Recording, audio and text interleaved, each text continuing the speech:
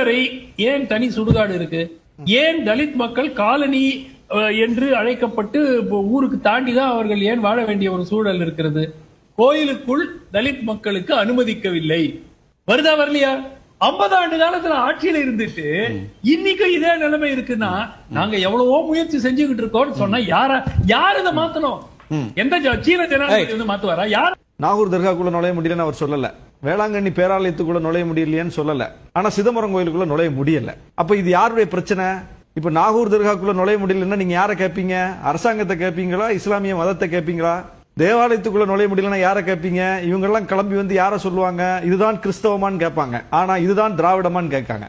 இதுதான் அந்த கேள்வியில உள்ள முரண்பாடை பார்க்கணும். அப்ப சிதம்பரம் கோயிலுக்குள் நுழைய முடியவில்லை, கோயிலுக்குள் நுழைய முடியவில்லை, யார் பிரச்சனை? அது திராவிட இயக்கம் உருவாக்கிய பிரச்சனையா? நீங்க உருவாக்கிய பிரச்சனை.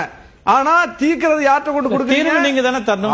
எவ்வளவு வருஷத்துல அவரே சொன்னார், 50 ஆண்டு காலம் ஆண்டிருக்கிறீர்கள். அவரே தான் சொன்னாரு அதிமுக கேள்வி கேட்க முடியாது, ஏன்னா அவங்க சித்தாந்த கட்சி இல்ல, நீங்க தான் சித்தாந்த கட்சின்னு திமுக நோக்கி கேட்கிறார். திமுக எவ்வளவு வருஷம் ஆண்டிருக்கு? 15 வருஷம்.